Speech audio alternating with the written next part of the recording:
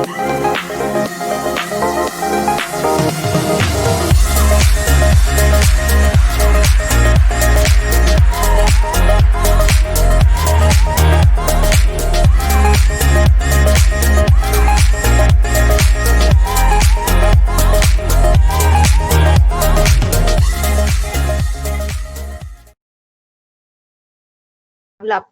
So, for example, as we are all there on social media, it's like a social media for software developers, but a lot more sophisticated version of that. So what GitHub actually does is it provides a collaborative platform. You can put in your code, you can have a look at other people's code, you can have a look at their work, their projects, every single thing. There is a lot to explore. And GitHub basically works with the help of a version control system known as Git. Now, what exactly is a version control system? For example, you guys make a file, right? For example, you guys make a Google Doc.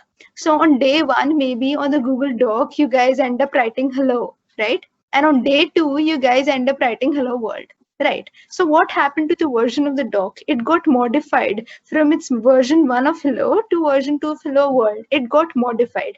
So Git basically provides you an opportunity to keep a track of the version. Every version of the code, it will help you keep a track of it. So Git and GitHub, most people think that they're the same thing, but you guys need to understand that Git and GitHub are actually two different things. But GitHub is based on the version control system of Git. So as you can see in the slide, what does a version control system basically do? It keeps record of the changes. Whatever changes your code or your project goes through, it keeps a record of that, right? And you can revert back to the previous state if you want to. That is why version control systems are extremely important, because in case you lose your old data, you always have a way of retrieving it back. So this is what Git does. Git is a version control system. So any questions so far? Are you guys with me? You could just write a yes or no. If I'm going too fast, too slow, anything. No, it's fine, and we can't use the chat option. Okay, you can't use the chat option. All right. I'll just take care of that. Okay. So, well, moving on to the next slide. Yeah. So, Harshita, you just take care of the chat option. I'll take it up from here. Sure. So, moving on to next, as Harshita said, about version control system. So, basically, when we work on GitHub, every project that we create, every work that we do are saved in different repositories. This concept is also there in Git, but while talking about GitHub, as we're doing today, every project is stored in a different or new repository. So what exactly is a repository? A repository can be thought of as a container to organize projects. You save them in a different container. Like supposing you have a project that is based on web development, a project that you want for a single work, for instance, a web-based development for supposing a retail app or retail system, something like that. You make one repository for that. Every file or folder or videos or spreadsheets, whatever you're using in that web application, whatever you're using to create it, to tell people about it, everything will be stored in that one repository. So it will sort of be a container in which you store all the details regarding one certain project that you have made. That is a great thing because all that you need is stored at one place. So when you want to debug it, when you want to use it, when you want to go through things, you find everything in a systematic way at one place. So that basically is what a repository is in a GitHub. Now, since you have got a basic idea of what small things in GitHub are, first thing that you need is a GitHub account. So let us start creating a GitHub account here. I want you all to open your screens, open a new tab in your web browser and type github.com. That will be when you will be taken to a page something like this. Just inform me when you open up and you get this page, if anybody is doing it. Guys, it'd be wonderful if you follow along.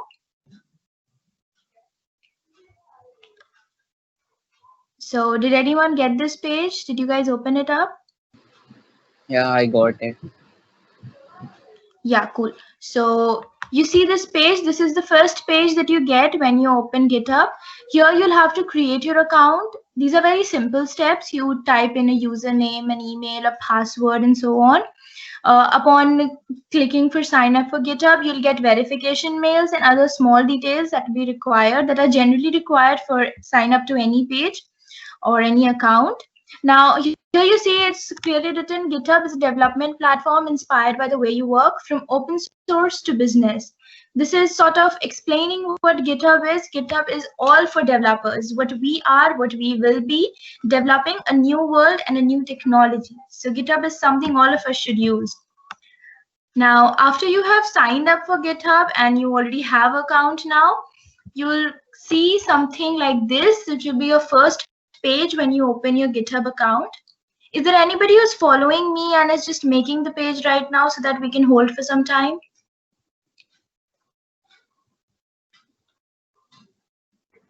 Guys, you were requested to unmute yourselves and like start interacting, right? If, in case you face any problems with this process, we'll let you know.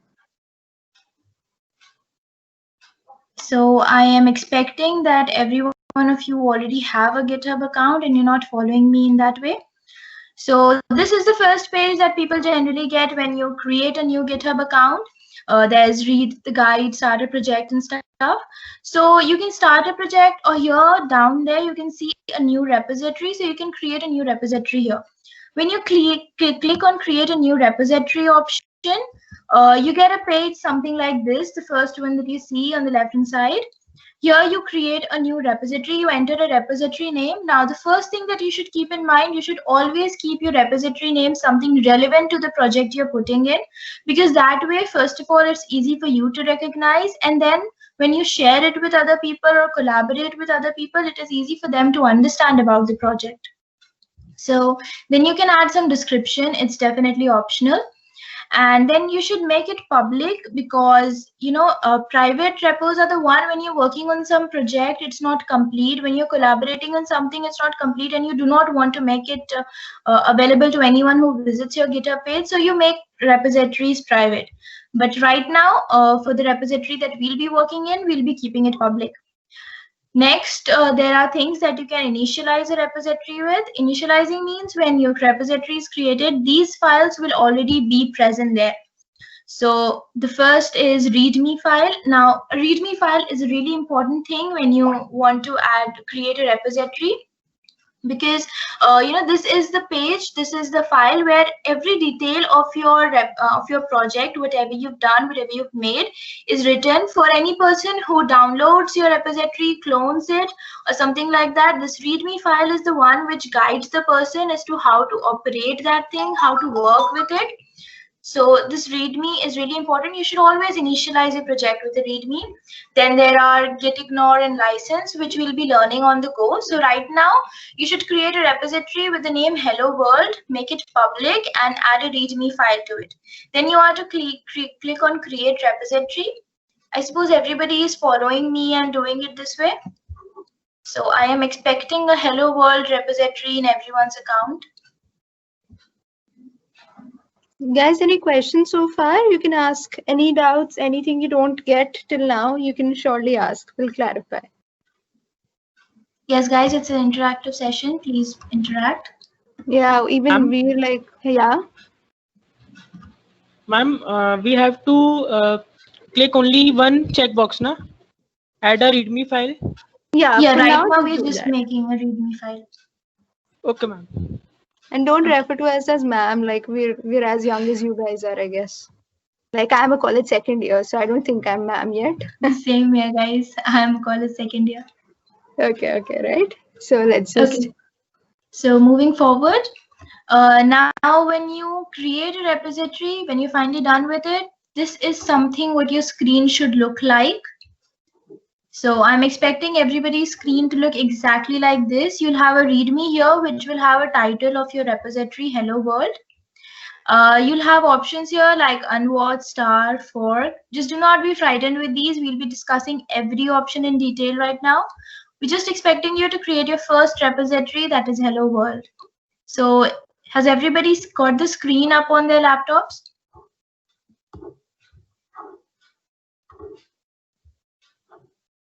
Do you see the screen, guys? Yes, we're able to see it. Okay, good. So this is what your first repository and screen is. Congratulations on making your first repository. So moving forward, I think Harshita, you'd like to take on from here. Yeah, I'll do that. Okay. So guys, now that you made your first repository, what happens is that there is a thing called branches in GitHub, right? So what exactly is a branch? Okay. So I'll show it to you practically as well, like on the entire GitHub page. Manvi, if you could open GitHub once, I mean, just for them to see, just the branch part, I guess. Yeah. All right, we'll give you a practical demo of each and everything that we're telling you right now, properly later. But as of now, for you guys to understand, when you guys are working on GitHub, there are things called branches, because GitHub is a platform for collaboration of a number of people, right? So a number of people, while collaborating, might collaborate on different branches of the project. So what are these different branches? Like there is a tree, there is a main, there is a master, or there is a main big bark type branch, and then there are other things going on, right? There are other Harshita, is branches. the screen visible? Yeah, it is. Right, you could just open up a project and I'll just show it to them. Yeah, we'll just open the Hello World repository that we're making. Cool. So look at what's happening right now. You see here that there is one branch as it is showing. And what does it show? That there is a branch called master.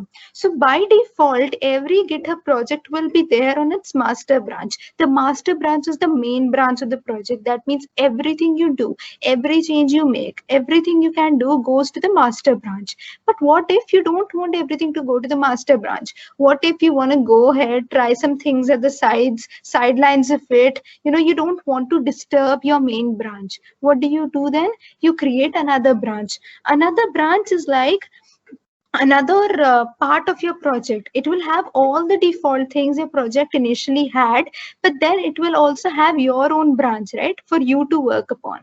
So did you guys understand what we mean by a branch? Your project will always have a main branch, but you have the option to create several more branches which will help you collaborate on a project properly. For example, I have 10 collaborators on my project and everybody is doing different things. So everyone can work on separate branches and then merge it later to make the project complete. So that's what happens. It gives you independence to work. Okay. So are you guys clear with this, or you need some clarification? Any questions? I have a doubt. Yeah. So as you said that like programmers are doing single work on a single. I'm sorry, your voice is breaking. Cases, 10 different. Yeah. Now is it clear now? Yeah, it is. Like you just said that 10 different programmers are working on a single project on let's say everyone is working on different modules. So is there any way in here to means make it one project at once? Means we work on different branches. Yes. See, that is what it is. 10 programmers are working on 10 different parts of the project. At the end, you want the project to be one whole. So what do? You merge the branches. So when you merge the branches, everything, all the subsidiary branches will be merged into the master branch, right? So now your project will be complete as a whole. So what did we do? The developers worked on different parts of the project, but then ended up taking it, putting it all together in the master branch, and there your project is ready. So that is how branches and a merge works, right? We'll cover merge in more detail later. Yeah. The code which repeated, like in this hello world program only, the main class repeats in every other branch. So what The master, look, the master is like the default. The master will not go anywhere. The master will be there. The master is like the default parts of the project. For example, you have a project in which you are given a guideline. In this project, you need to have this text file. In this project, you need to have this Excel sheet. For example, you need to have those things. So that is there in the master branch. Then, master branch is like the default, which is always there. Then in the subsidiary branches, you add your own parts of the project, whatever you're working on, and later you can merge it to make it one big project. Okay. Yeah. Okay. Does that clarify, guys? Okay. Yeah. Ma'am, I have a question. Ma'am, ma'am, every individual person has its own branches, or it is connected to all the people who are working on the same project? Okay, it's not like every individual person has their own branch, right? You will have your own branch only if you will create your own branch, right?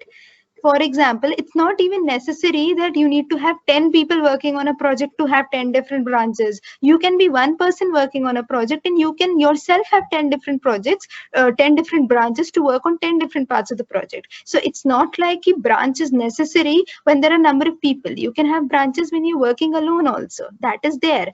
Branch just simplifies the way you work in your project. Branch just makes it easier for you, right? To work on different parts of the project without affecting the other. I'll give you an example. For example, you are writing some code, okay, and in one part of the code there is some error, okay, and it is interfering with the other parts of your code, right? It is not exactly dependent, but it is interfering. So what if you want to exclude that part of the code for now and just keep your project as a whole? So what will you do? You can put it in another branch, right? What will that do is your entire code is one place and then the error part goes to the other branch. So when you're working on the error, it even makes it easier for you to locate that file and everything, because when you're working on a huge project, you'll have a lot of files. So this makes it easier. So branch is not like one person will be having one branch. Branch is on you.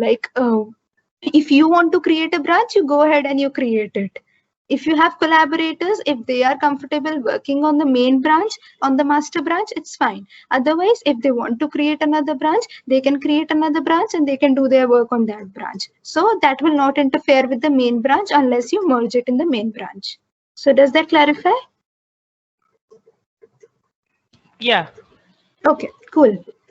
So moving on from branch, the next thing that we are going to cover is going to be a pull request. Yeah. So what exactly is a pull request? So I gave you an example that, for example, me and Manvi are working on a project, okay? Manvi is working on the master branch and I am working on a separate branch. Let me call that branch a hello branch, okay? Now I had to do some things on that branch. So I ended up creating whatever I had to do on that branch, whatever code I had to add, I ended up doing, okay? Now, what does the pull request actually do? Pull request is a mechanism for the developers to notify the other members of the team that they have completed a particular feature. Okay, Manvi, could you move on to the PowerPoint, please? I don't think everybody can see the presentation yet. Yeah, sure, I'll change it. Huh. So as I was saying, what exactly is a pull request? Me and Manvi were collaborating on a project, and then what happened was I completed my part of the project, right? So I have to tell her that, see, I have done this part of the project. It has to be verified once. For example, there are some things that need to be verified in the project, right?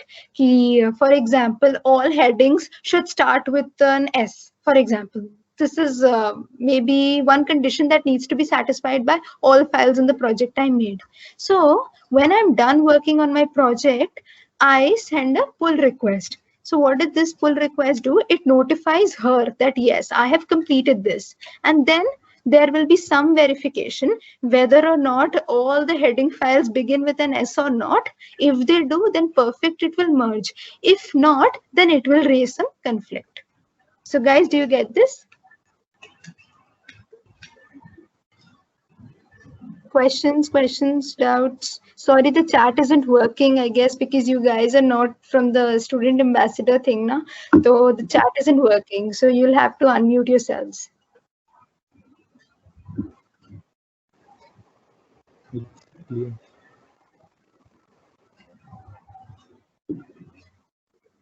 You have a question? Guys, Push please out. interact if you have a question, or just say that if you don't, so that we can move forward. I was saying that it's clear. What? I was saying it's clear. The topic is clear. Okay, perfect. So if the pull request part is clear, let's move on to the next thing. Okay, so what do we have next? Next thing that we're covering is a merge. So as I told you, we make different branches and then we want to integrate that in one big project. So how do we do that? We merge. So merge is consisting of the union of the different branches that we have worked towards. So when we are merging separate branches, all of them are now integrated into my master branch, right? So one active branch is going to the main branch. This is how your project completes, right? So this is all about merge. So merge is a relatively simple concept. Okay, next, I guess Manvi is going to be taking over. Yeah. So I hope parts still there were clear. So now we'll move to the next thing, that's commit. So till now we saw that, okay, we sort of create branches when you're working in a project, we make changes to it, and then if the changes are fine, we create a pull request. If there are no conflicts, we merge them. But the point is, how do we make these changes? We sort of write a code, and then what? How do we save the code? Or how do we save the changes that we've done? So when we have finished with all the changes that we want to do on a particular page or on a particular code, we commit that thing. We commit that code or the text that we have written or the message or any changes that we've done in the project. We commit them so that the changes that we've done are saved and they are like implemented in the real project that we've done. If you fail to commit any change that you've done, the change will not be saved and it will go back to its state where as it was when you hadn't made any changes. So commit is the most important thing that you should remember while you are making anything. Just don't ever forget to commit the changes that you make, because that is how you save things on GitHub. So it is a relatively simple concept. I suppose people got it. Are there any questions? Commit is simply about saving the changes that we've done. Okay, so are there any doubts?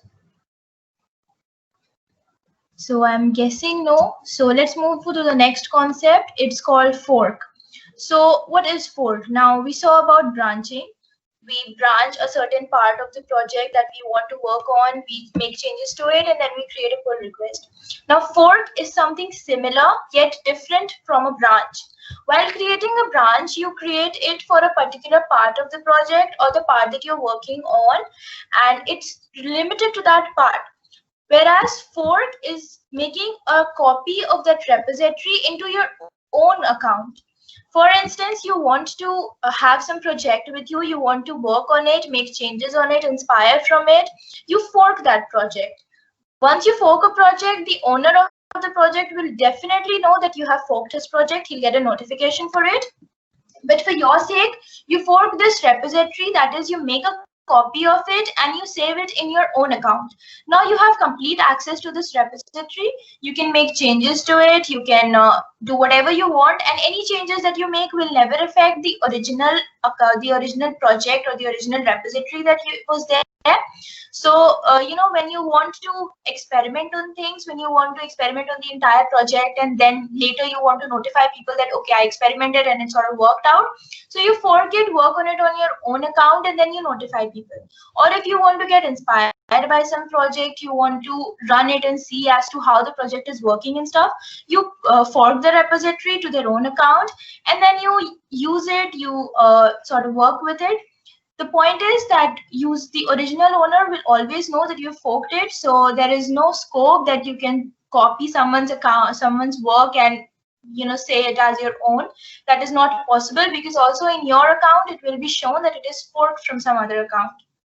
Now, one thing that I'm expecting that might have come in many minds right now is what is the basic difference between fork and branch, because they sort of appear the same, right? You get access to some repository, you make changes in it, you commit on it, and then you work on it and all. So here is the difference. Forking creates a full copy of your repository. For instance, you go to someone's account, I go to Harshita's GitHub account, I fork one of her repositories. Now I get the entire repository along with its README, its security files, its wiki and everything. It's a complete copy of it. Whereas branching only adds a branch to your existing tree. Now in forking, you get this repository in your own account. When you branch, you get a branch of it that is a part of that project, you work on it, and then you have to send pull request for it so that it can be merged. Now, the file size of branch can vary depending on the branch that you're on. Of course, you're not copying the entire repository, so the size depends on which branch you're working on. If you're working on, supposing there's a big project which has web applications, mobile apps, and maybe some other types of things in it. So if you just branch the web side of it, you just get the file size of the web part of it. That is the only size that you get. But when you fork it, you get the entire repository, that is the entire file size of it. So I hope you get this difference between a fork and a branch. Is there any doubt? Somebody would want to ask something or something? Guys, is everything clear? Anything, guys? I mean, this might seem overwhelming. Yeah. Anything? All right, I guess you can move on. So I am guessing this concept is clear with everyone.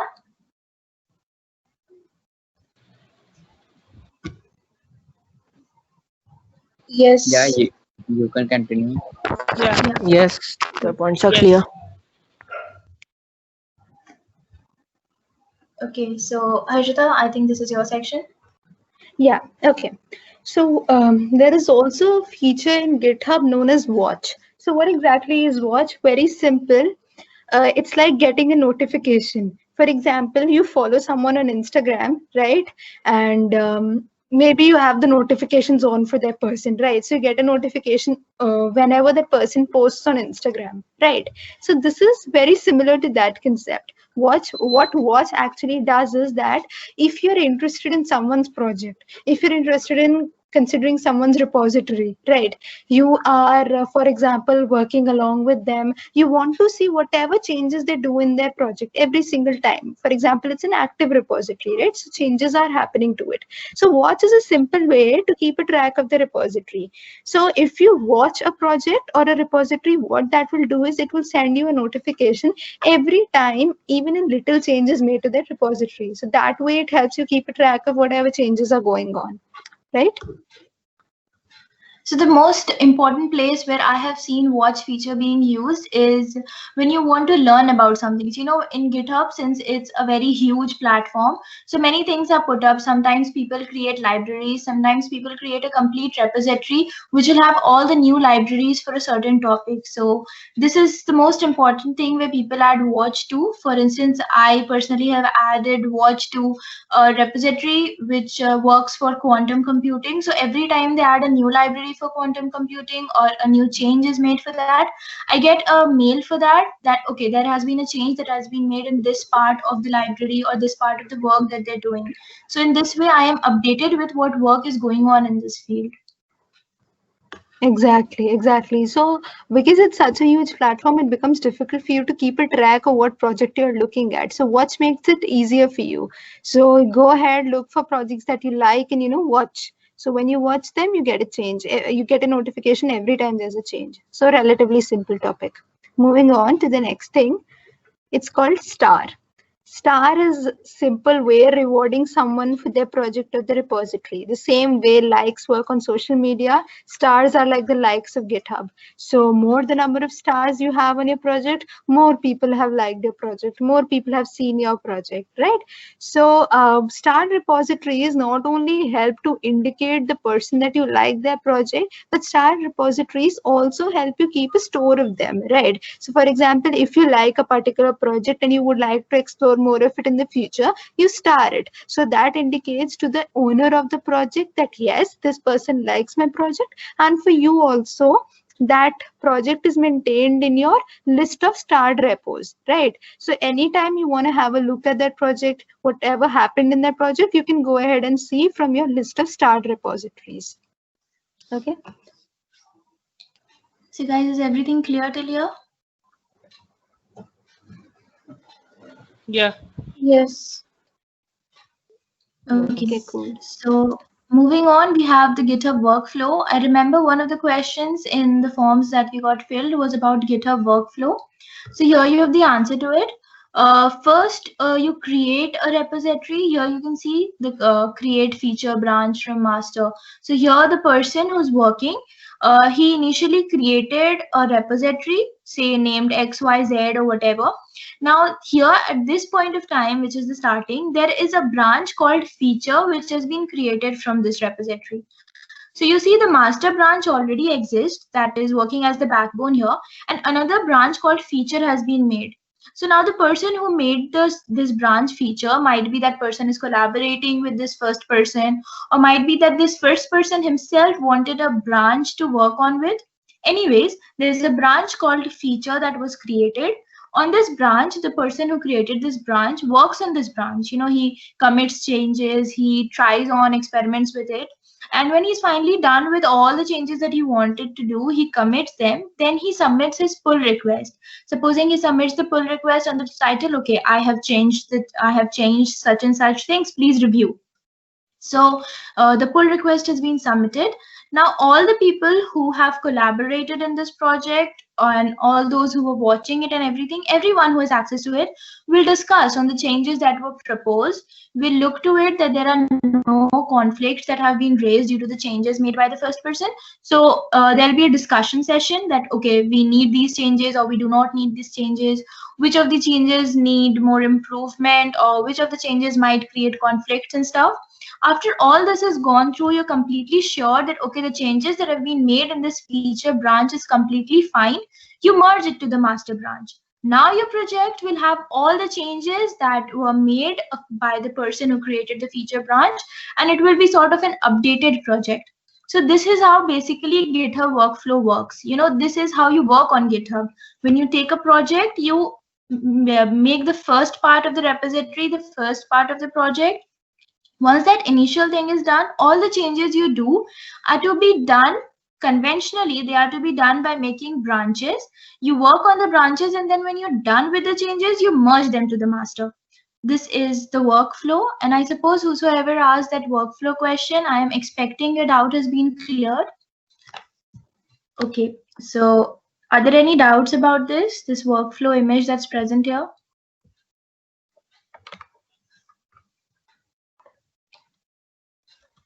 In case any doubts, guys, so I mean, this will be clarified when we'll do all these things practically also. So if you have any doubts, you can ask, but we will also see this entire thing working practically as well.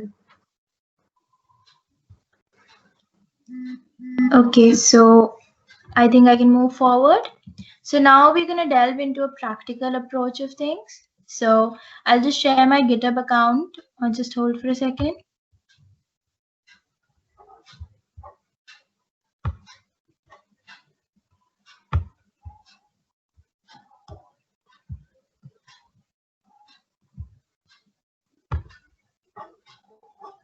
So is my screen visible, Arshita? Yes, I can see it. Yeah. Yeah. So this is the repository all of us have made today. Even I have made this repository today. So we'll be working one by one on everything that we've read about, and we'll be seeing them in practical approach. So first thing that you see on the screen is the name of your repository here. This is the address that you have when you share this repository with someone. This is how you'll be sharing it. Now there are many options here like issues, pull request, actions, and projects. We'll be coming to this later. First thing that we see here is watch.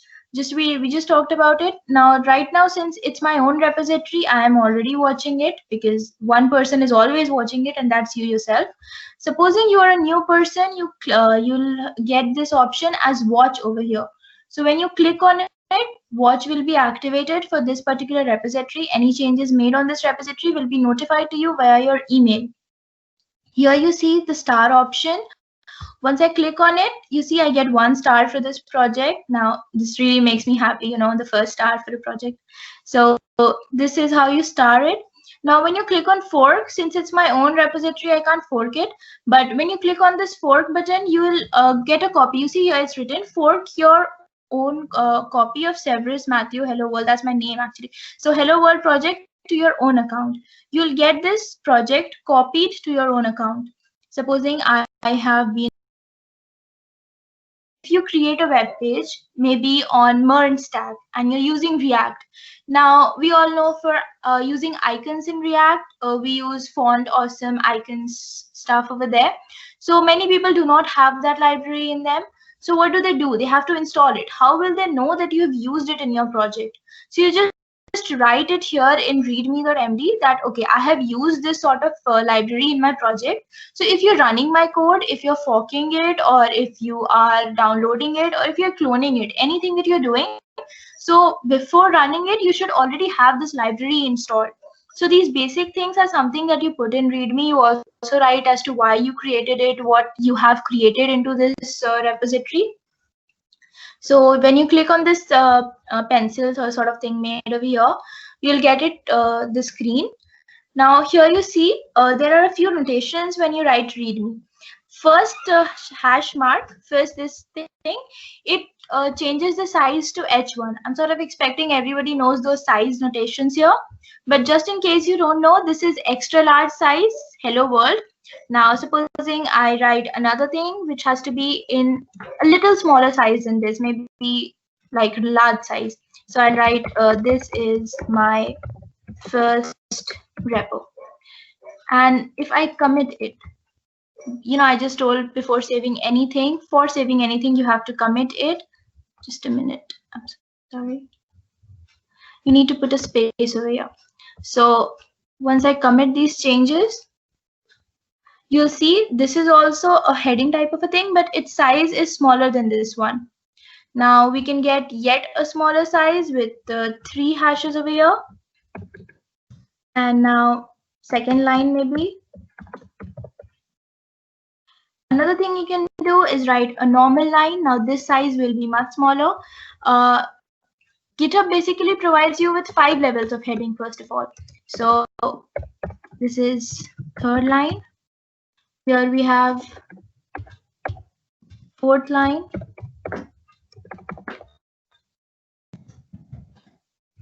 Now one more thing that is very interesting, I found it interesting, is highlighting something. Here you can see this will be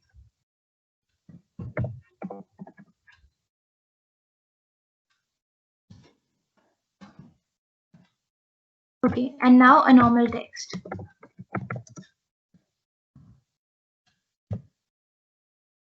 Just a minute.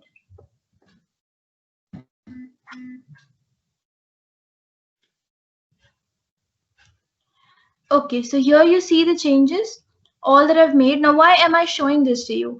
This is because, as I told, README is a very important section of any repository. And if you have an interesting and attractive README, it really attracts a lot of attention to your repository. People would like to read about it because generally people do not prefer reading so much. So here you see you have the different sizes, the highlighted text and the normal text. You can clearly make out the difference.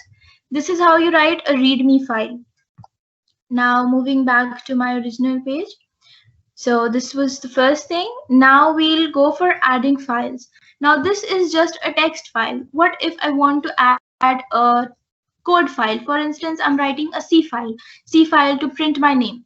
So I'll click on this add file button. Now there are 2 options, create a file and upload a file. So create a new file, you'll have to write the code, the entire thing. This will open a code space for you where you write your codes. The first thing that you should know is every time you create a file, when you name that file, please write its extension along with it so that the server knows as to what file you're creating. When you click on upload files, you can directly upload files from your laptop or from wherever you're working. Supposing you have the codes written somewhere, you can just directly upload it here. One thing that you should know about uploading files is that there is a size limit to it. So you cannot upload files beyond that size limit. If you want to do that, you'll have to download a library for GitHub, that is GitHub LFS. That is available on internet. You can download it when you want to upload any file that is above its size limit. So are there any doubts till now? Are you guys following me?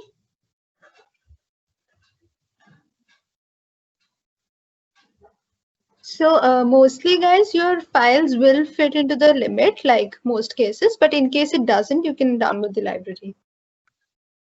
And README is just like a description of the project. Whatever repository you have, whatever code you have, you want to tell people what code is it about, what is it doing, what are these code files doing. README is the simplest way to tell people that yes, this is what my code is doing in the simplest ways.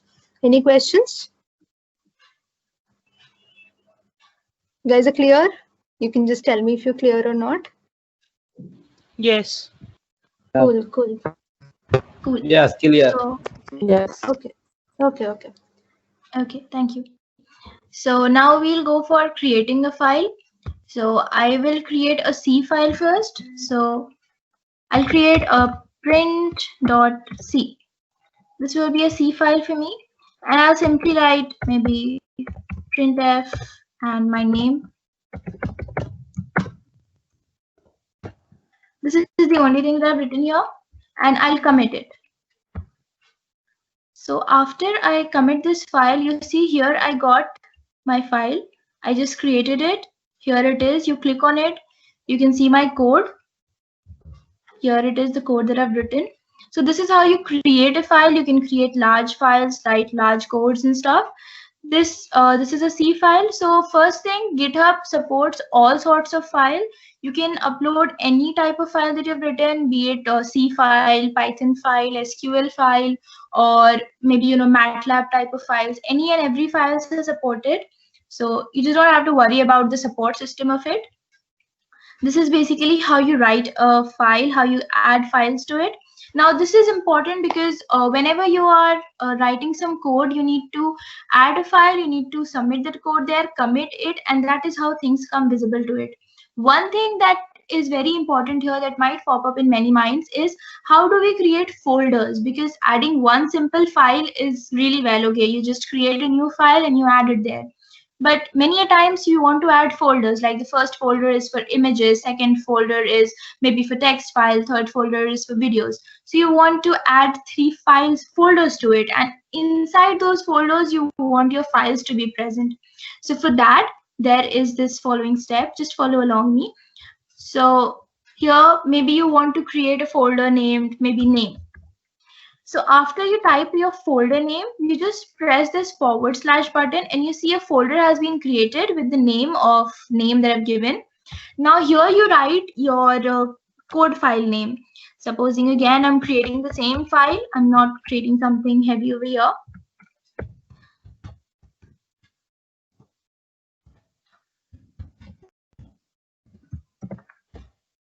So I've again created the same file. Now this time it has to be inside a folder, as you'll see. Now when I go back to my repository here, you'll see here there's a folder created by the name that I gave to it. And when I click on this, I have my code files inside it. So this is how you create a folder. Now many times you want to create a folder that is empty, which does not have any code. This is basically a situation which comes up when you're collaborating with someone. Supposing you're collaborating with a huge amount of people and you have made different folders for each person. Like first folder is for me, second folder is for Harshita, third folder is for someone maybe named Anubhav, and so on and so forth. So you have 3 to 4 folders for people who have collaborated. So for that, you need to create an empty folder. Now something that you'll see, you can never create an empty folder just by maybe I add this name 1 and I press this. You will see that the commit button is not working. So how do you create an empty folder? Here is a small trick. You just write .git ignore here. Now this git ignore is no code file. This will not open up to anything. This is just an empty folder which you write in there when you want to create an empty folder which has nothing. So here you can see you have a commit new file option here. When you commit it and you go here, there's this file called name1. You open it, there is nothing in this that you can do or see. This is just a normal file which contains nothing. It won't ask you for anything. This is how you create an empty folder. Nobody will look at it because already you see it's a git ignore file. You have to ignore it. So here we learned how to create an empty folder. So I think I'm clear till now. Are there any doubts, people?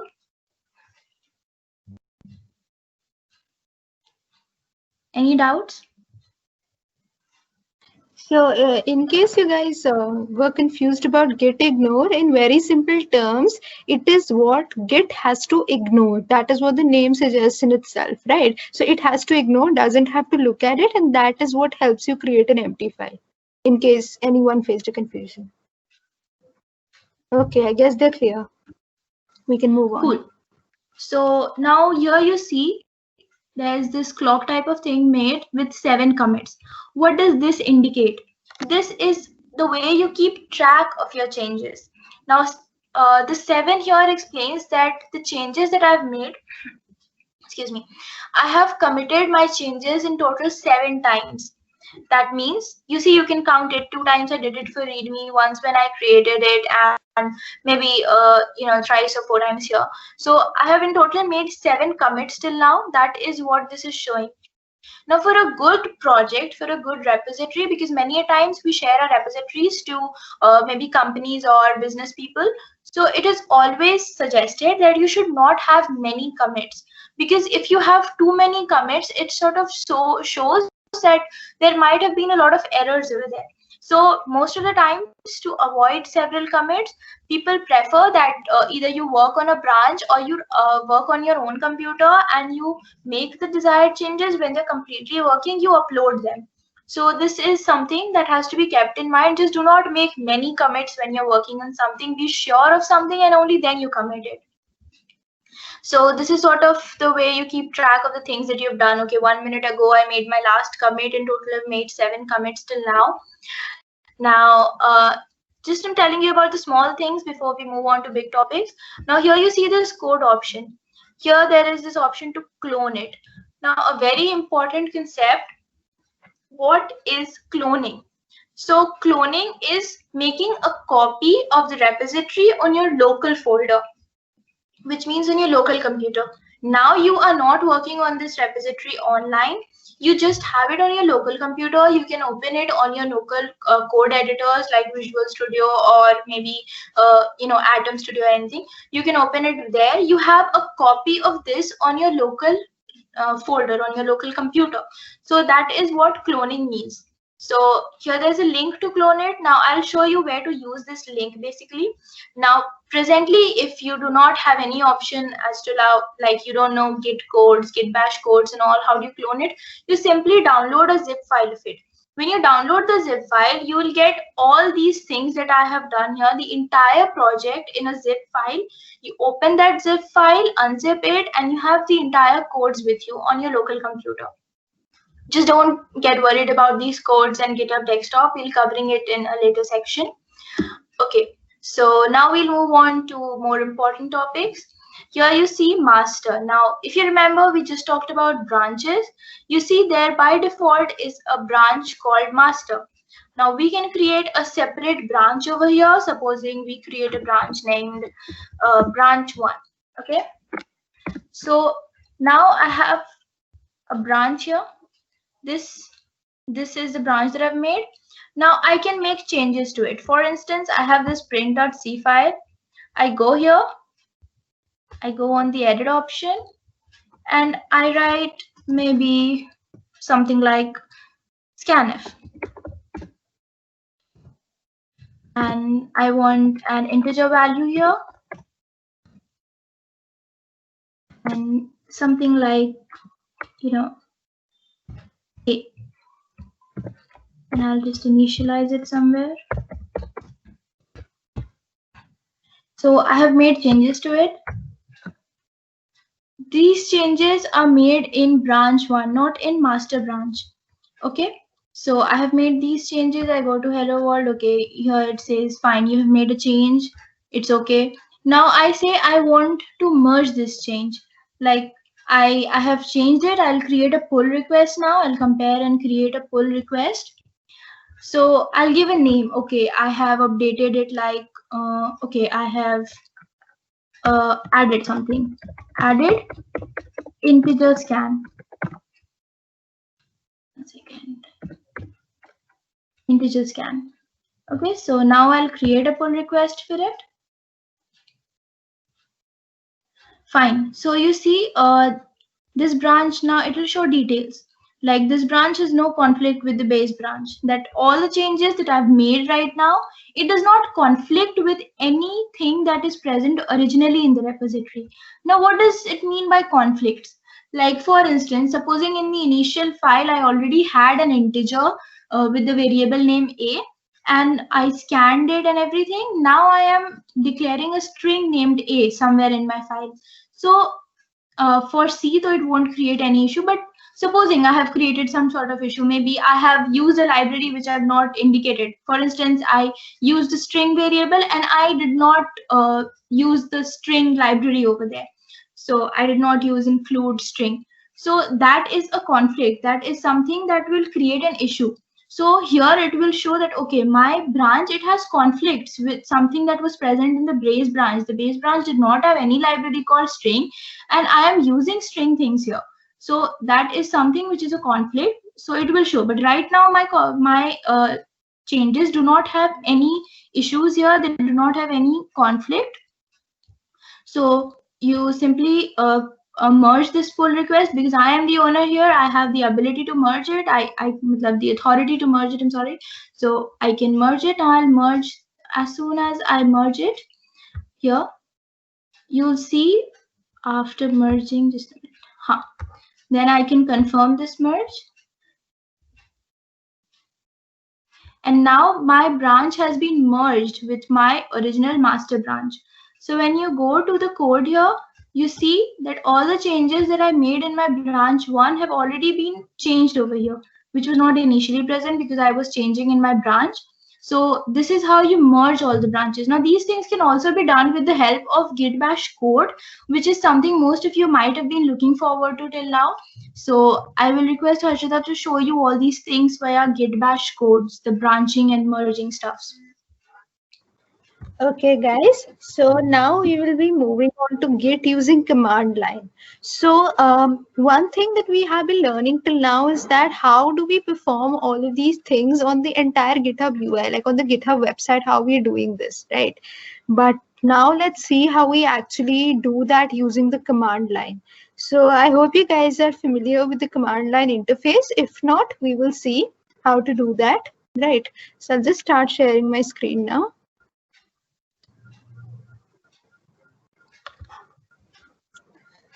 Okay. So do you guys see my screen?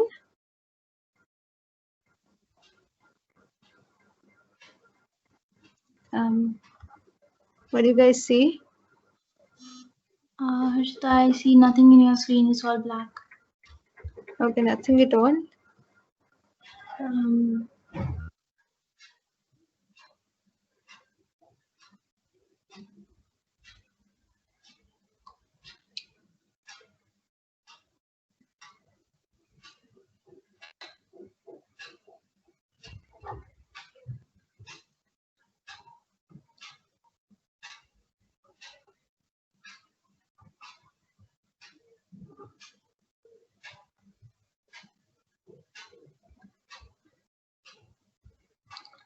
Okay, guys, I think there has been some network issue. She'll be joining back soon.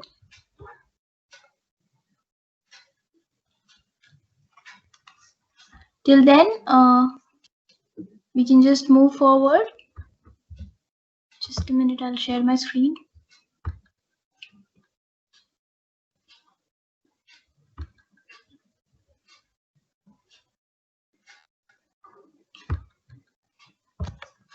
So guys, I'm expecting things were clear till now. If there's any doubt, please ask me. I have a doubt. Yeah, please. as I am doing uh, as I am doing with you, I have just lost, not lost. Can I actually क्या है कि मैं आपके साथ ही कर रहा था, पर वो पूरा छूट गया, तो आप एक बार फिर से बता सकते हैं? हाँ हाँ श्योर। कहाँ पे छूटा है आपका? We have created that print.c file. Okay, print.c file. You did not create folders? I have created folders and I have created branch also, but after branching, I have just lost the track. Okay. I'll show you again. Is my screen visible to you? No. Just a minute.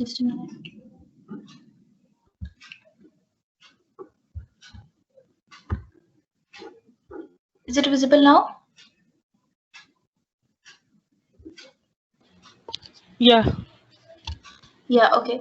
So we created a branch here. You created branch 1 with me? Yeah. Yes. Yeah, okay. So when you created branch 1, you'll get a similar screen, which was initially there in your master branch. Now what we did, we opened up this print.c file and we made small changes here. Just for your convenience, we'll again make some changes over here. We'll print this value that we've got.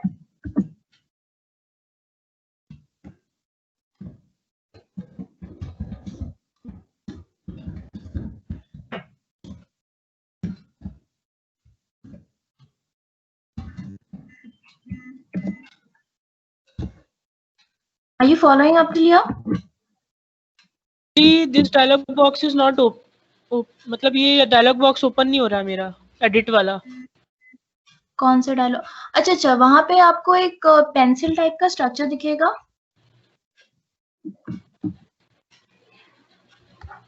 Yes. हाँ, उस पे click करिए तो आपका edit file खुलेगा. Okay.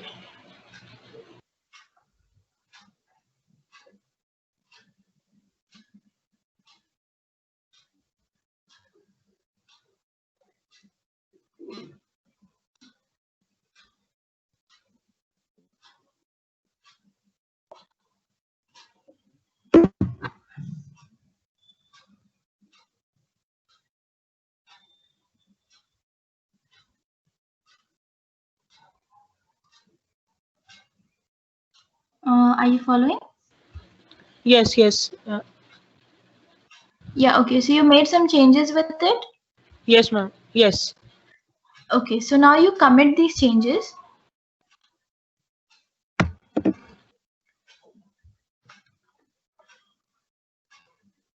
Done. Okay, so you come back to a screen where your code is being shown that, okay, you've made changes. You go back to your main file, that is hello world.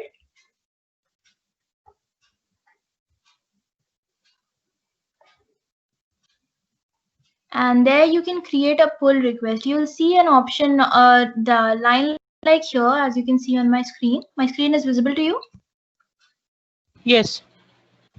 Okay, so you can see this line here. This branch is one commit ahead.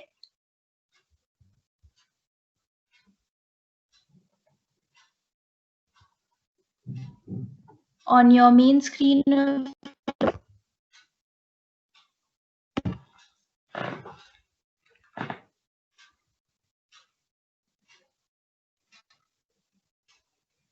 Yes.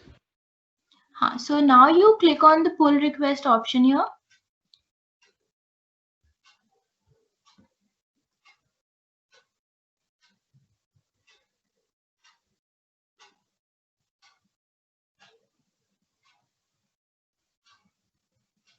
Did you click on it? Are you with me right now? Yes. 1 second.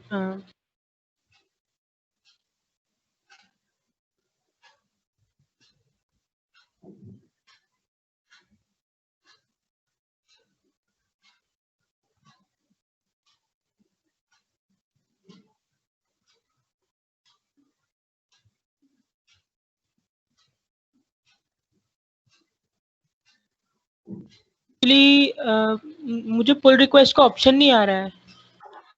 Okay, no issues. Could you share your screen with us? Yes, sure. Yeah, just share your screen.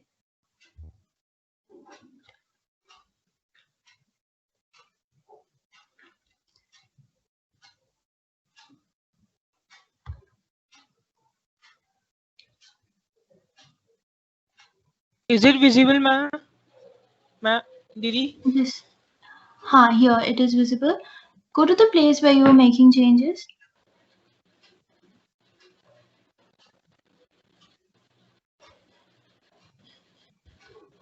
Yeah, so this is the initial file. This is not in branch, right? Did you create a branch?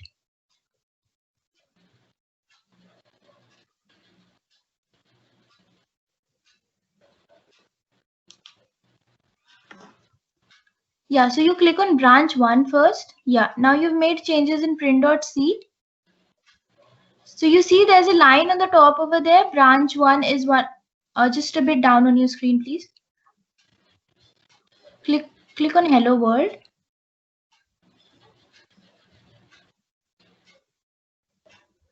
And branch 1 right now from your drop down.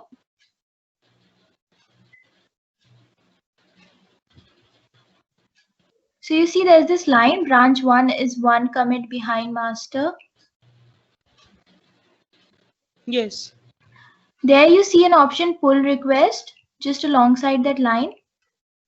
Yeah. There's pull request and compare. Yeah, you click on pull request.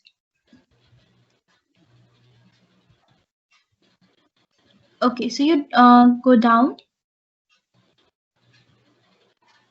to your screen. Did you make the changes along with me? Yes. In which branch? Oh, sorry. It was in There's no master issue. branch. No issue. Just you go down to the screen, scroll down. It's okay. You just click on pull request and scroll down.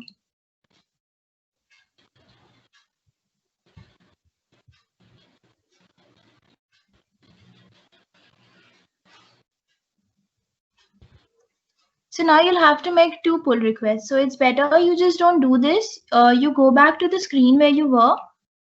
Don't commit it, just go back.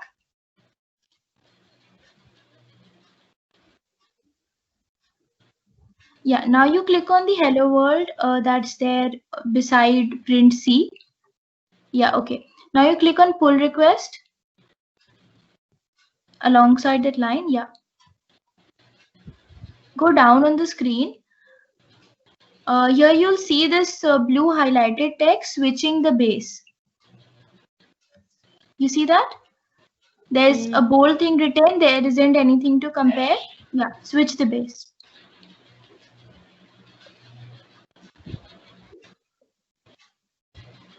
Now you go down.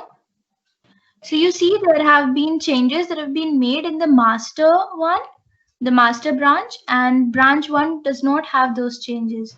So when you scroll down, yeah, there you create the pull request.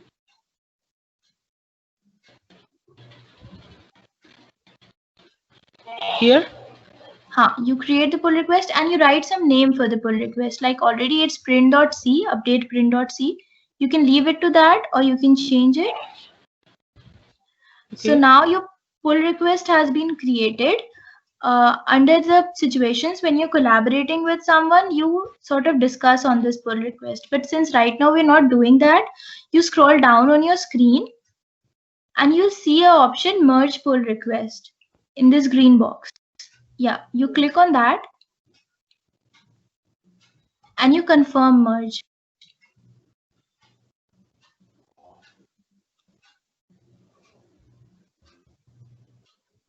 Yeah, it is merged.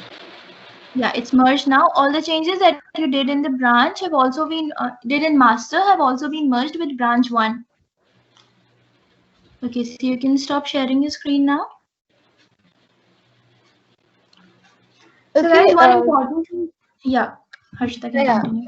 Okay. Nee, I was just saying that in case you had a question with switching the base, what switching the base essentially did was he earlier what happened was that your changes happened in the master branch, right? And you wanted you wanted the other branch to be committed to be merged with the master branch, but the change happened in master and you didn't want that, right? So when you switched the base, that kind of switched in itself and then you were able to merge. So your entire conflict was resolved. Okay. So we will move on to Git using command line now. I'll start sharing my screen. Anything you wanna add on, Manvi? Anything? No, nothing. You can continue. Is there anything somebody would want to ask?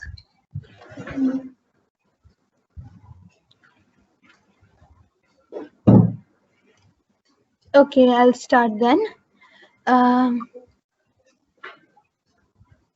Okay. Okay, guys, do you see my screen? Yes, Harshita, it's visible now. Okay, cool. So what we are going to do is we are going to use Git using the command line. So I hope that you guys are familiar with what command line or command prompt is. Okay.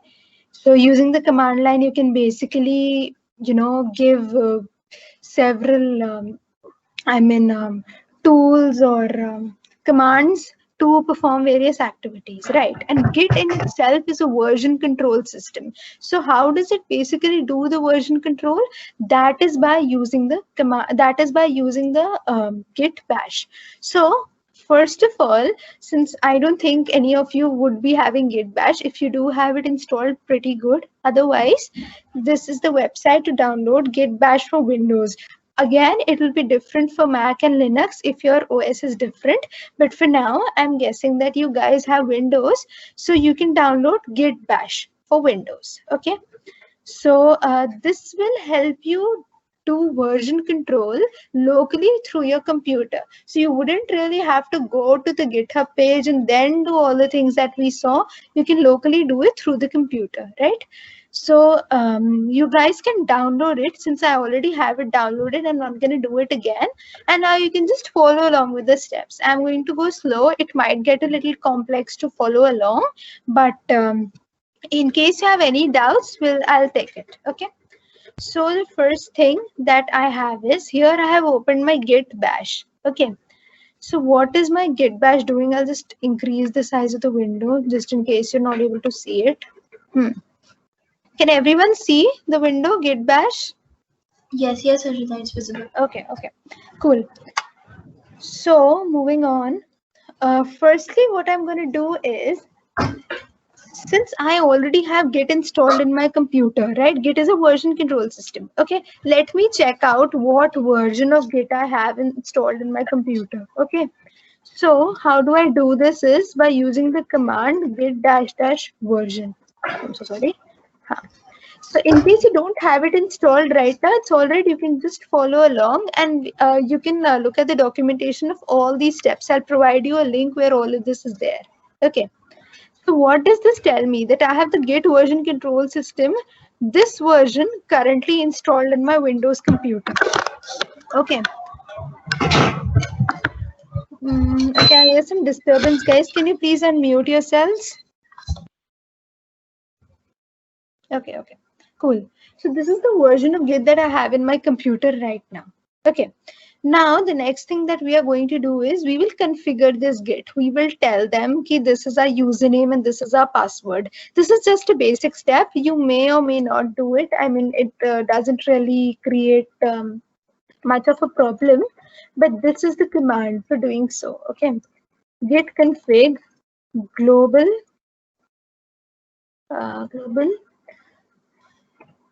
user.name, and then I write my username. Okay, for example, this is my username. Okay, so what does this git config do? Git config means git configuration. Global means it will globally do that for everything, for your laptop completely, not just for a local file, but globally. Okay, and I have said that yes, this is my username. I can also set up my email ID. So this is basically setting up your account in a simple way. Okay. And what does this help you to do? It just keeps a track of this information for you. And in future, in case you want to see who had been working, who was contributing to the project, what had been going on, you can do that. Okay, so here I just type out my email ID. There you go. Okay, now you want to have a look at what I just did. Okay, so this is just the basic stuff. This isn't really going to help with your version control yet, but it's just a good idea to set it all up before you get started. What is this command doing?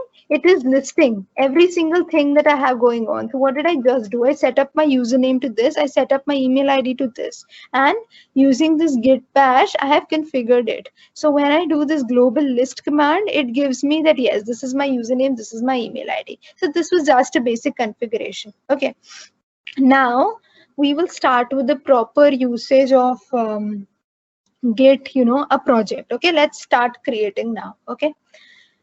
So before we get started, in case you guys anytime get very confused about what commands are going on, or what is going on, you can always type out git help. Okay, so git help, what does git help you do is that, look, such a long list of commands is now in front of all of us. So what is this telling us? That these are the commands that can be done using Git. So in case if you get any command, you can always do Git help. Git help is like the basic thing that's going to help you get along with Git. So it will tell you what are these commands for, what do they help you do, just in case you forget anything. Okay, so git help is one thing that you can help, you can take help from locally from your own computer. Okay, so I just told you a little basic thing. Now let's start actually using this with our project. Okay, so here I am, guys. You can see my GitHub screen, right? So this is me on GitHub, right? For example, this is my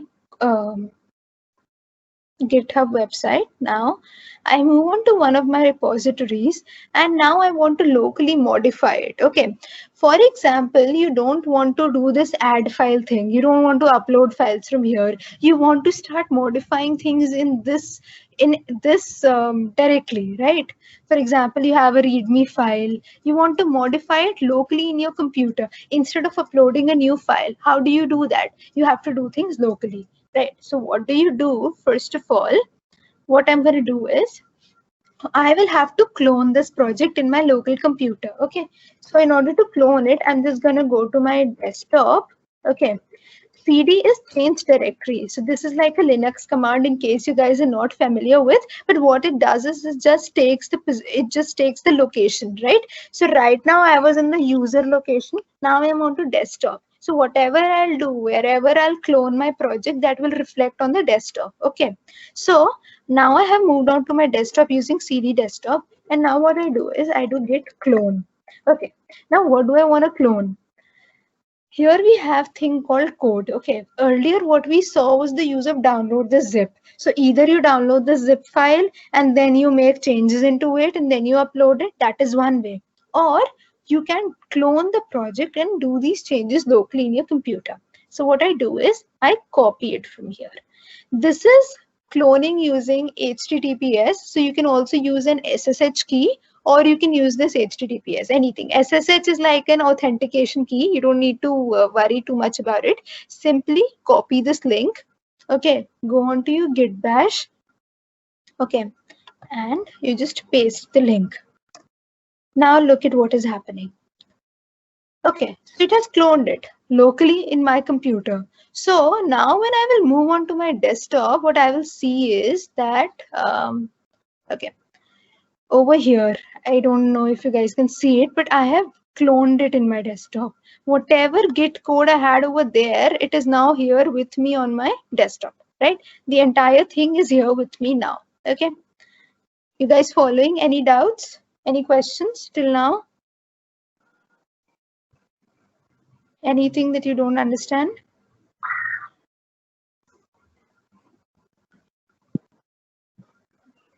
No questions? Guys, we understand command line is quite difficult to follow. So this is just a tutorial for command line. If you can follow it, it's a wonderful thing. And this is just the thing that really high level developers do. So if you're unable to follow it completely, you can just ask your doubts. So we'll be sharing documentations with you. So you can always refer to that. Command line is basically doing things from your local computer. Okay, don't worry, it is not very complex. Like for the first time, it really seems difficult, but it is not like that. Even, I mean, you do it twice or thrice maybe, and then you'll start getting the hang of it. It is very, very simple. You haven't really done much. What have we just done? We have put this project into a local computer. Instead of downloading the zip, we just copied this code. We went to git clone and we just typed this here. That is all we have done till now, like in terms of, you know, proper contributing to the project. So I don't think any doubts. You sure, guys? I mean, it can be complex, but you know, anything?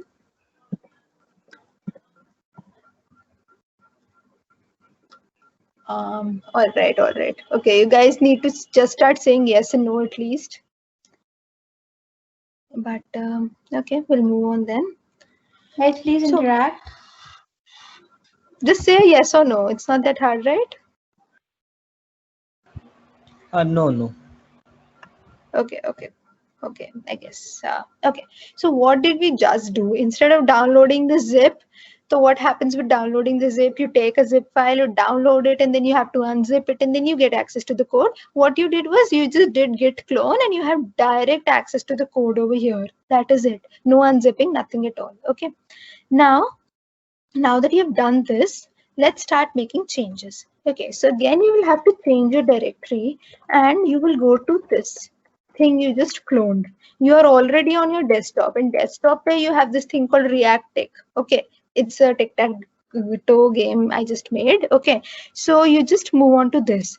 Now what happened is, now you're inside your GitHub project that you just cloned. Okay, and what does it show? It shows master. That means that you're currently on the master branch. All right, now let's start doing some changes to this project. Okay, let's start adding some things, deleting some things. Let's start doing that. Okay, so first command that I'm going to show you is git status. What does git status do? It shows the current status of your branch. So what does it say? Very simply, it is telling you the information. Right now I'm on the master branch and there is nothing to commit because I haven't made any changes, so there is nothing to commit in total. Okay, so git status is simply an indicator that will show what changes will happen to your project. Right now I haven't done anything, so it's not showing any changes. Okay, now let's start making changes to the project. Okay, so for example, I want to add a file. Okay, so there is this command known as echo. Okay, echo will help you create a new file. Okay, so for example, I do echo inside my file. I want to write my project is very. Hello, ma'am. Hmm? Please make a large view of your screen because of it's a quite not visual for me. Okay, is this okay now? Wait a minute, I'm gonna try something. Actually, iska font ko increase karna is not very possible, but can you see now? Is it better? Yeah, thank you. Actually, you can't really do much about this. But anyway, I did my echo command, and with my echo command, I just said ki my project is very good. I'm just adding the sentence, for example, to a file. Okay, echo will help you create a file. Okay, now how will it create a file? You put this sign, and then you say, for example, new.txt. So what did that do? It created a txt file known as new, and in that it puts this line, my project is very, very good. Okay, so what happened now? In my master branch of my project, I just added a new file. Now when I'll do git status, what will it show? Look how the status changed now. It says git status on branch master. Your branch is up to date with origin. But what happened was I created a new file. This is how version control is working. It has detected that yes, a new file came into it called new.txt and there is some line in it. Okay. So see how version control worked. Git is doing its job. It is telling me, see, this is an untracked file. This has just come. It has not been committed. You have just made this change. So for example, you did this. Okay. Now what happened is I have done this.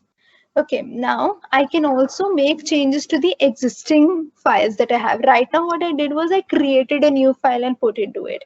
Okay, for example, you want to change something already existing. So there is this command known as vim. Okay, vim, and for example, in that you type readme.md. So what is that doing? My project, now if you will see over here, this is my project. Okay, I have something called a readme MD file. Okay, this already exists in my project.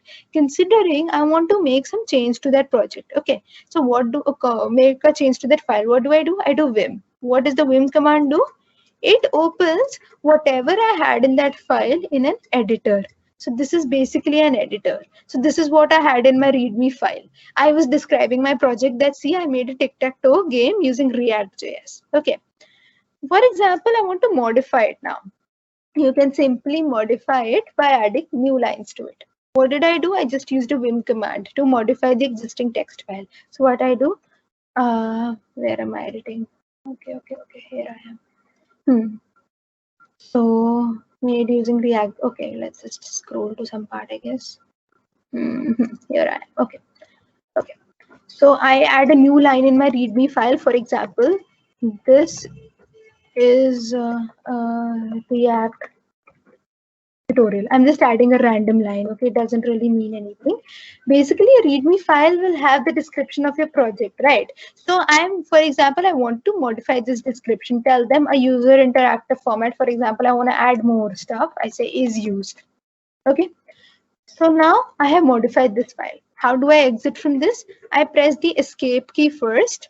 Then I don't know if you can see this here at the bottom of the screen. What did I do? After I press the escape key, I put this colon and then I do WQ. Okay, it will help me exit. Now what happened is my README file got changed. Now if you do git status, what will happen is, look what it said. It said that a new file is added. This was going on in the last step. Also, we modified a README file. So this is how version control is working. Any doubts up till now?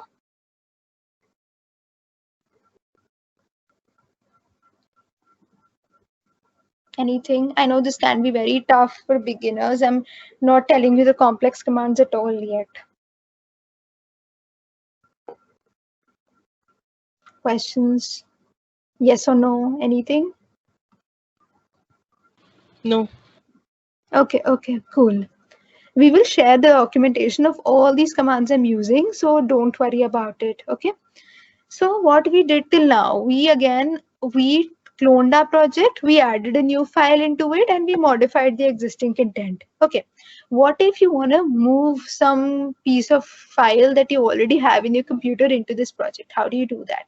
So I'm over here in my project, right? This is my project. For example, I want to move some local file I have into this project. How do I do that? Okay. So considering I have this file, okay, I have just written some very basic line. For example, this is a code file. Let us just assume that this is a code file for now. Okay.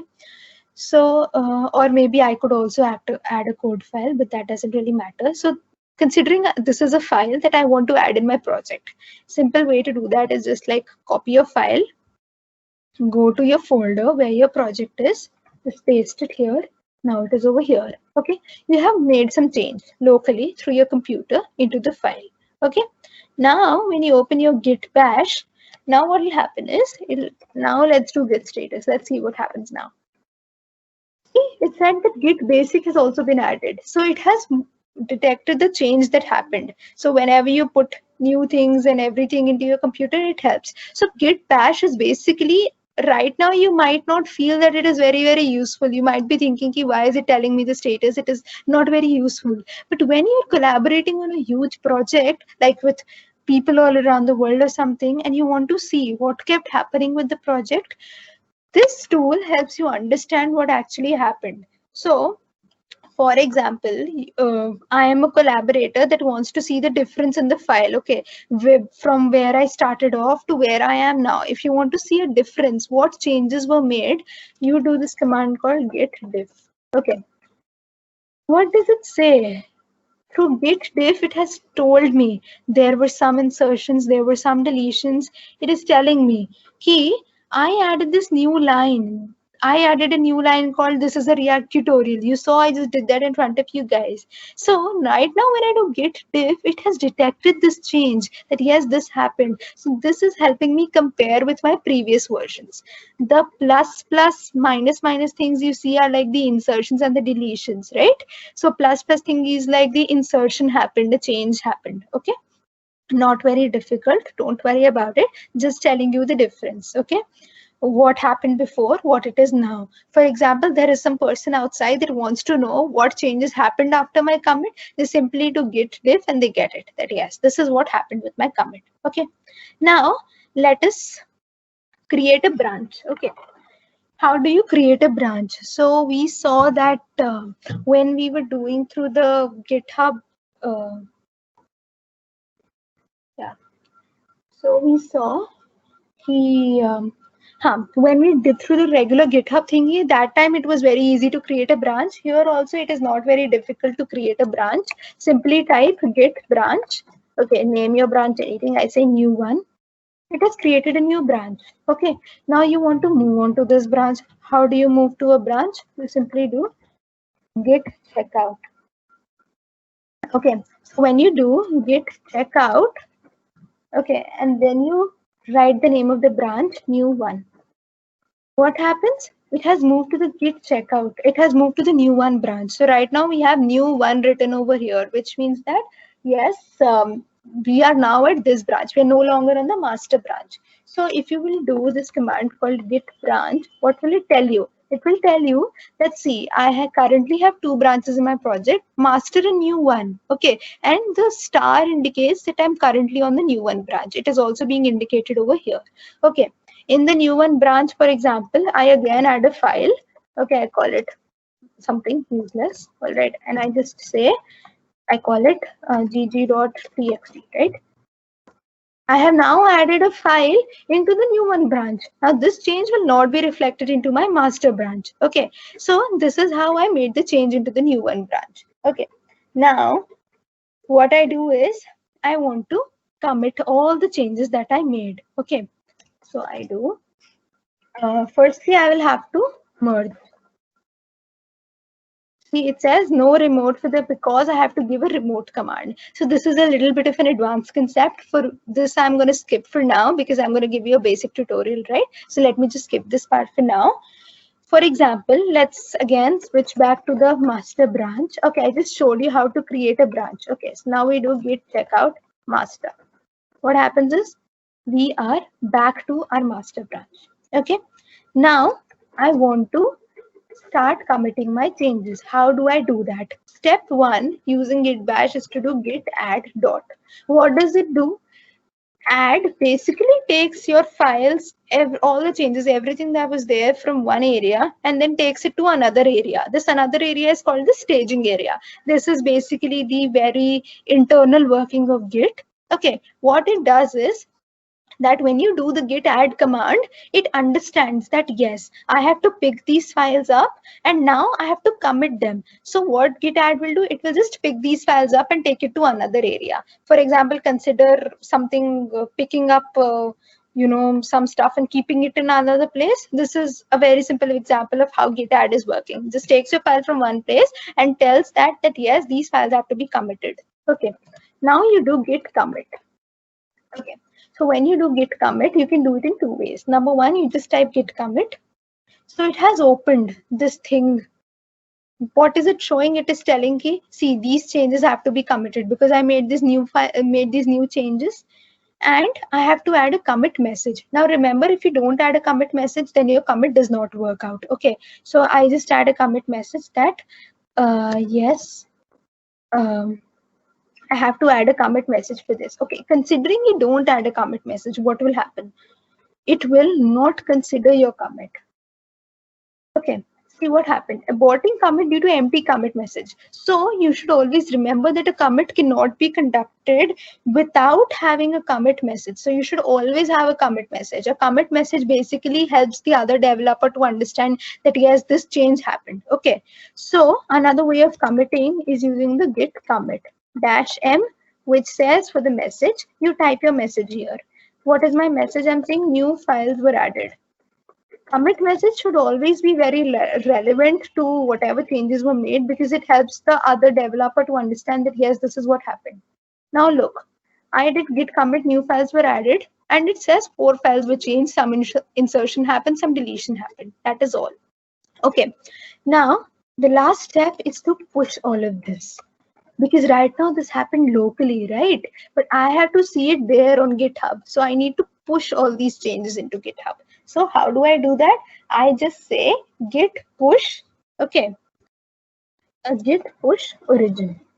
It is going to push everything to the origin now. It'll take probably a minute.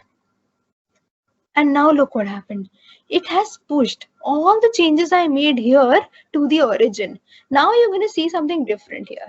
When I go to my React game here, okay, I'm going to refresh this page. Look what happened. Everything I did through my local computer is now over here. Okay, you see my README file has been modified. New files that I just added randomly out of nowhere, they are also there. So locally, you have made all these changes into your project. So git bash helps you do all these things locally. Okay.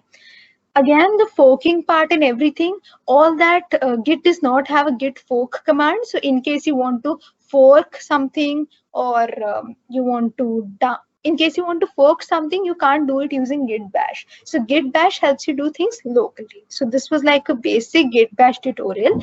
Any doubts you have, you can always ask me. And there are tons of resources available online for you to learn git bash. It might seem a little difficult, but don't worry, you know, with practice you'll get it. And a list of all git commands, there you have it. Okay, so questions? Anything that you didn't understand?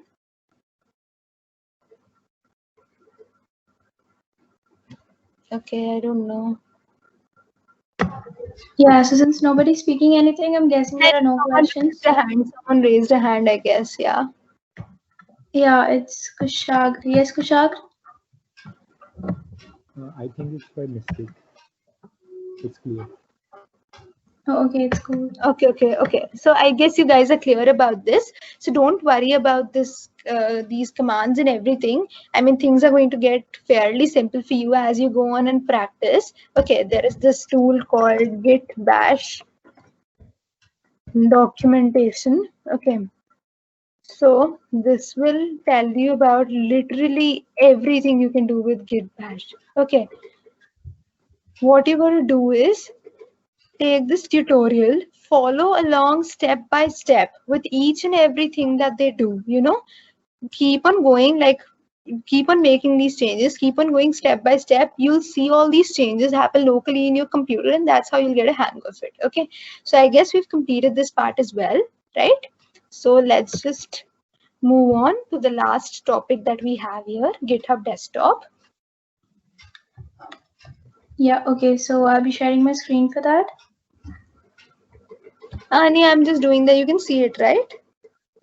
Yeah, I I see can the see that. presentation. So let's just work with this. Okay. Okay, so guys, GitHub Desktop is sort of an interface. Right now, you saw that you have a complete git bash command line for that. But supposing you are not very comfortable with the command lines, with writing all those long stuffs, and maybe you don't remember them, you don't want to refer to the documentations again and again. So there's this a very cute thing, and I really prefer this. It's called GitHub Desktop. You simply download it. It makes cloning and making changes, pushing and pulling, everything very simple with it. You don't have to open your server or anything for that. So all you do is you simply want to clone anything.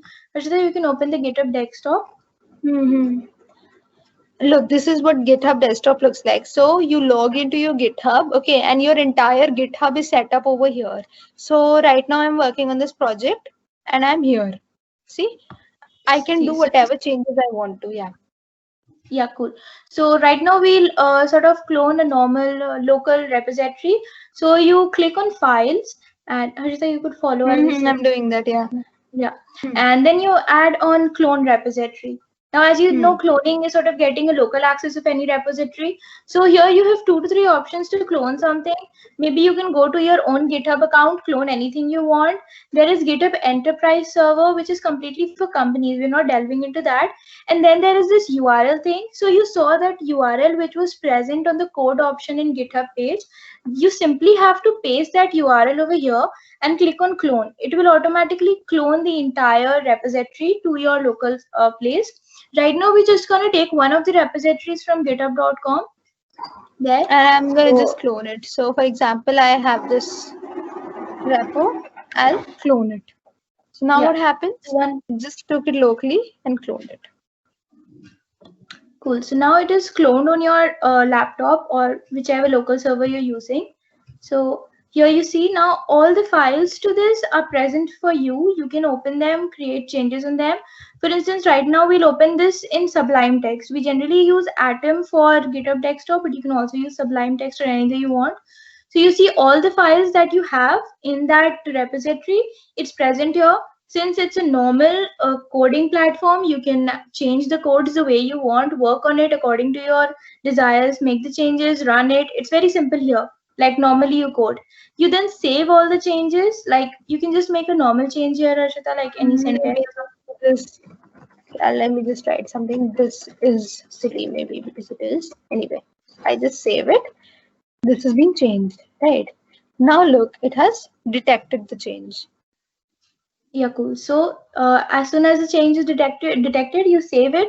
You open this. Now this is very interactive because you know when you're working on large scale projects, like any collaboration with a large project or something, there are different people make different changes. So whenever there's a change that has been made to any part of the repository, when you pull the entire repository again, you get all these changes, and the changes, as you see, comes in this red and green line. So it's easy for you to detect what changes have been made in the past.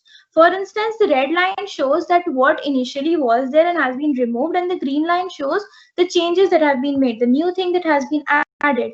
The new thing is also highlighted there, as you can see. So this is a very good thing, very good interface to keep a track of the changes when you're working on large projects, because you know sometimes there are libraries which are changed, or maybe some variable that is changed and you have no track of it as has been changed, because you know there are many people working on it.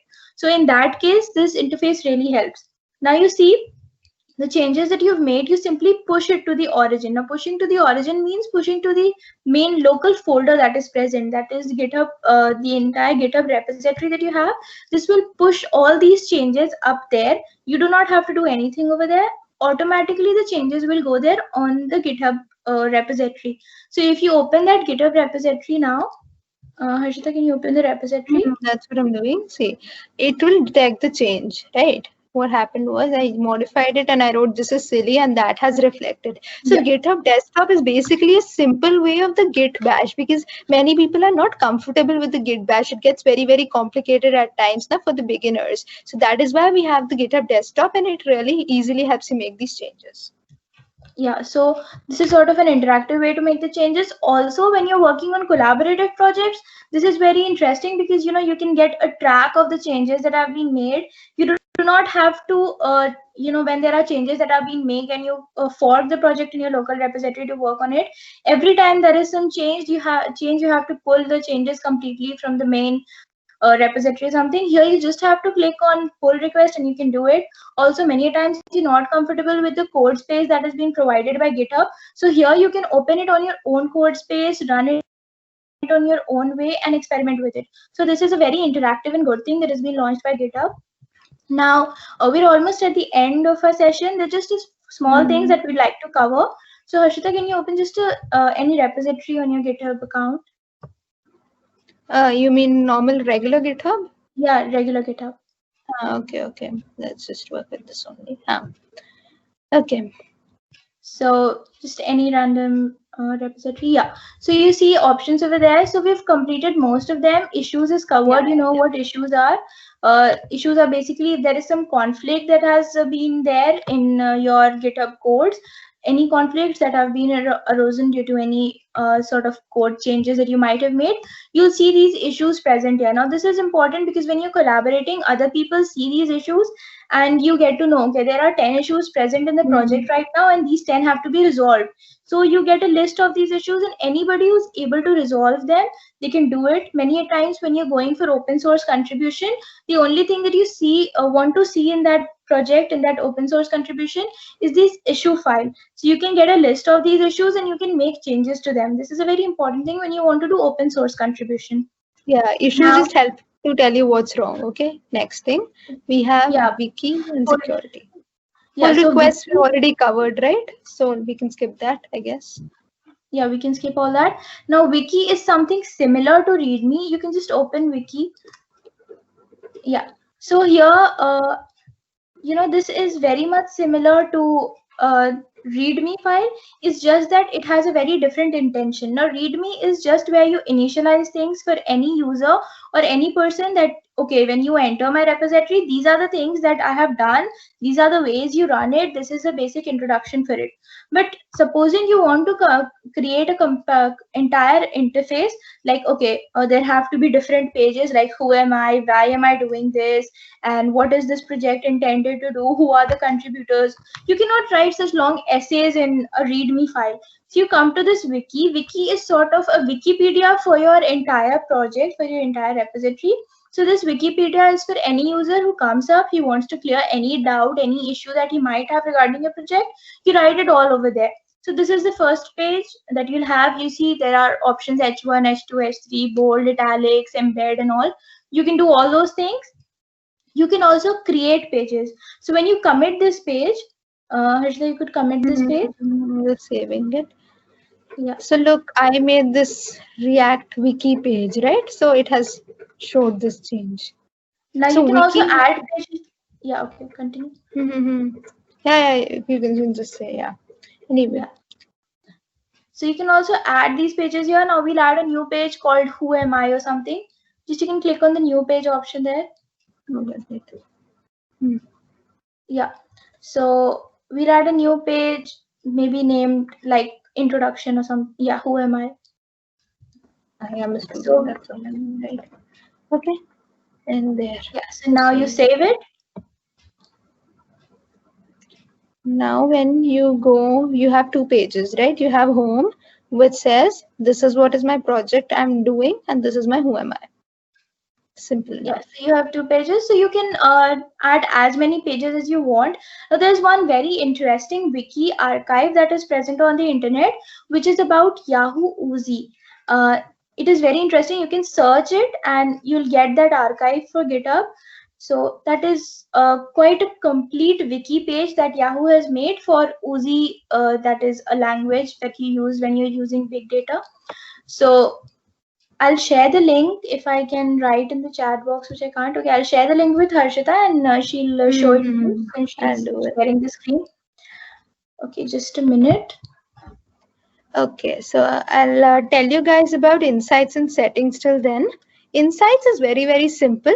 Just tells you whatever happened in your project. Simple way for you to know कि these many pull requests were there, these many issues are there.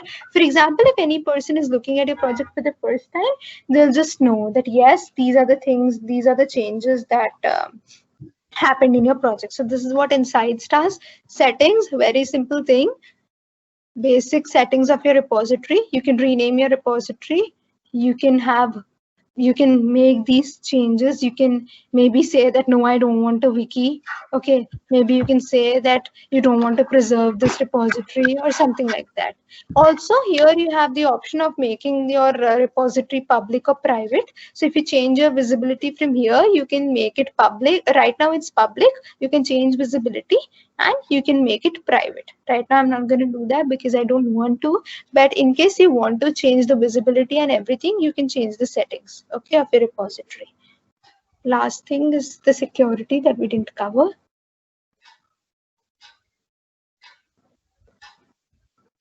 There's nothing very important in security. It's all about different types of security policies that you have. You can even add a security policy to your page. So that is all fine. Nothing very important with that security. Just did we cover insights and settings, Archita? I told them about it. So I guess we're done. Sorry we had to rush through it at the end. It's pretty big of a topic, but any questions, anything you have? So we'll hear them. Further reference, just we've added like very few resources, but if you search the internet, the YouTube is full of tutorials, you know, for GitHub.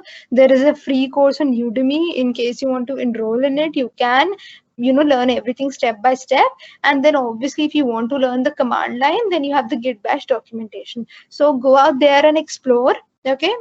And things will get even more clearer through practice. So that is what it is. So guys, now we are open for any sorts of question that you have. We've almost covered all the topics, and we're looking forward for you to work on different projects and share your profiles, make beautiful profiles and wonderful projects and repositories. So any questions?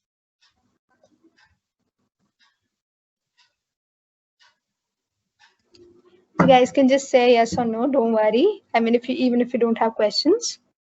We are also open for feedback if there's something you wanted us to improve on. Yes, anything. And you can always ping us in case you have any doubts. We don't have any problem answering. Yeah, sure. You have our numbers in the messages that we send. You can always ping us for anything you want in regard to any questions or GitHub. Okay, guys, feedback, anything? No any doubt. That's a great session. Okay. Thank you so much. Thank you so much. It was a great session. We learned a lot. Good, I'm glad. Ayush, you saying something? Would you please provide us the documentation of that Yes, of the command line? Yeah, perfectly. I will. There is, you can follow. I'll share you the link of the main website where they have the entire tutorial structured, you know, every single step. So you can keep exploring by yourself, okay? And it'll get relatively simpler as you move on. And apart from that, anything else? Okay, one more question I saw in the forms that you guys had filled, that how do you start, you know, contributing to open source? So open source is actually like a huge thing out there. Open source basically works just because of GitHub. So there are so many projects out there. I'll just show you a tiny example, like 2 minutes. Okay, for example, this is me and I'm doing an open source project. So this is my project I'm working on. So look at this, I have forked the project, just so you know. Okay, so how do you start working with open source? Simple enough for you to understand. Open source projects are huge projects. Okay, firstly, pick up a project of your interest. Okay, once you find a project of your interest, look at whatever is going on with the project. Like, okay, right now there aren't any pull requests open in my version, but let us go to the actual version of the project. You'll see, look, there are so many issues. Okay, there are so many pull requests happening. So if you want to start contributing to open source, look for issues that are open. For example, these are some open issues. Okay, these are all the issues. Since you are a first timer, in case you're a first timer working for an open source, look, there are tags on these issues. For example, this is first timers only, right? So just search for an issue with a tag. Maybe you filter it and just say that maybe right here, first timers only. So only the issues that are good enough for first timers will show up, and that will maybe help you. Look at this. Only the first timers only issues have come up. So you have a look at these issues, understand what the problem is, and try to resolve that with the help of pull requests and everything that we just told you about. Okay, so this is basic version of how you start contributing to open source, but it's a huge thing out there. So I would suggest you guys to, you know, look for more projects online and go through YouTube tutorials to get a proper insight on how to contribute. But this is just the basic thing. Also, there's one very false image about open source contribution amongst people that I've noticed, that you always have to contribute in form of codes and large projects or something like that. You do not always have to contribute in form of codes. For instance, you might have seen there are issues in README file, which are typos in writing it. Maybe there is some language issue in that, or maybe there are some files, some projects which do not have a proper wiki out there. So these things do not need coding practices. You just have to correct the things out there in README or wiki, which does not require much of coding, of course. So you just don't have to think that if you want to do open source, you have to be a wonderful coder or a wonderful programmer or developer, anything. You can always start with whatever position you are at right now. And for all those interested really in open source, I suggest you should go to Hacktoberfest. That is an complete online open source contributing contest type of a thing. They give really cool swags out there. So you can go there and you can start hacking. You can start contributing to open source projects. So it'll be wonderful if you participate in that. Yeah. So anyway, open source, you'll get it as you keep on doing it. Firstly, it might seem confusing, but just look for issues that you might want to work on. That's all.